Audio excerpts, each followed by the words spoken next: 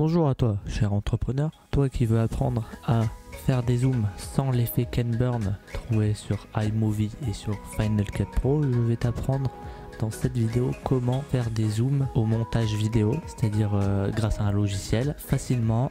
Alors on prend une vidéo simple, comme celle que j'ai là, ou voilà. Je la mets dans la timeline.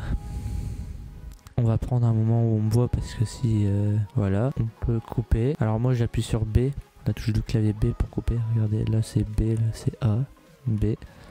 Et je supprime. Du coup on va prendre ce moment là et je vais faire un suivi sur mon corps. Alors pour zoomer, vous voyez qu'il y a les outils, je sais pas si vous avez vu, là c'est les outils de zoom et de distorsion et de tout.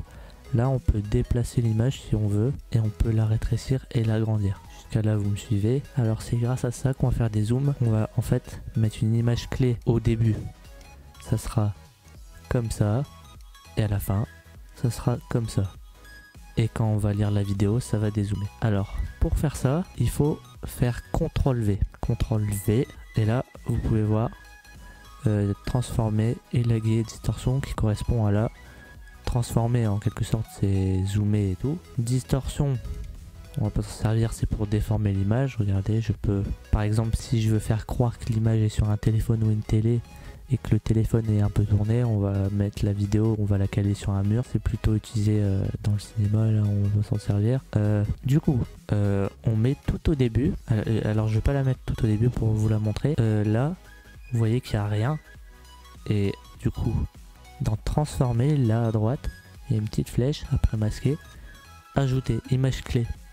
Et en gros, dès que vous avez fait ajouter, vous avez ajouté une sauvegarde du zoom commencé. Donc si je fais ça, il va l'être pendant toute la vidéo parce que j'ai pas mis de deuxième image clé. Mais si j'en mets une deuxième là et que je zoome sur celle-là et que celle-là elle est comme ça, vous avez remarqué.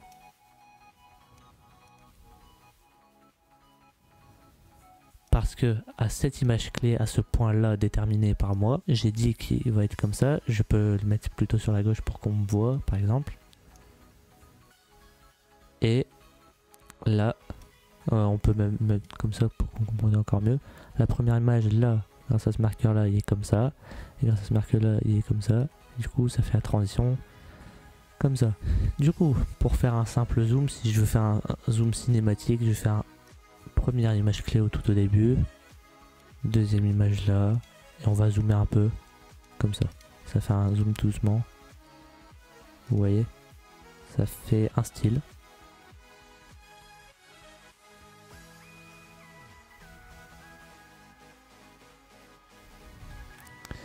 Et c'est ce que les youtubeurs font quand ils parlent, comme Joyka, Amixem et tout. Et du coup, grâce à ça, on peut déterminer un suivi. C'est-à-dire, en gros, là, comme c'est un peu zoomé, parce qu'on va pas garder comme ça, parce que si je veux suivre mon corps, il faut que ça soit zoomé, donc on va prendre comme ça. Voilà, c'est assez. Et là, on va dire que je suis au milieu, je dois être au milieu. Si je vais là, vous voyez là, on peut pas décider, de toute façon, c'est au bord de l'image. Mais du coup il y a un petit problème, du coup on va peut-être faire ça pour traquer mon mouvement, mais là ça sert à rien, je bouge pas sur toute la vidéo. Alors on peut vérifier grâce au zoom si on déborde pas vraiment au millimètre, au pixel. Et là, alors là vous pouvez voir que on me voit pas, voilà. Et vous voyez, vous avez réussi à faire un zoom. Du coup, on va déterminer une autre image comme ça, plus collée du centre, voilà. Et plus zoomé. On va supprimer cela pour que, parce qu'en fait là, c'est pas zoomé. Si je supprime, ça va prendre que l'image clé de là, après ça bouge plus. Donc on va faire encore plus zoomé même. On va la mettre sur mon corps et sur ma tête. Et là, nouvelle image. Là, je décale en fonction de ce que je vois. Et là, normalement, je dépasse un peu.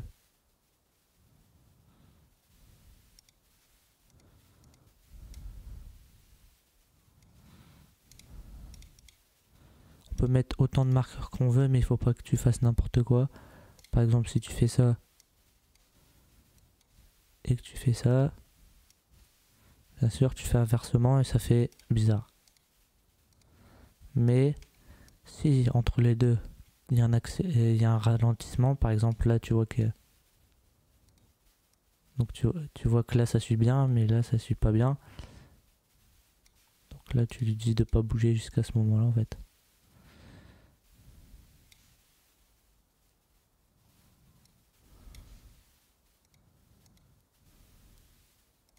Même jusque là.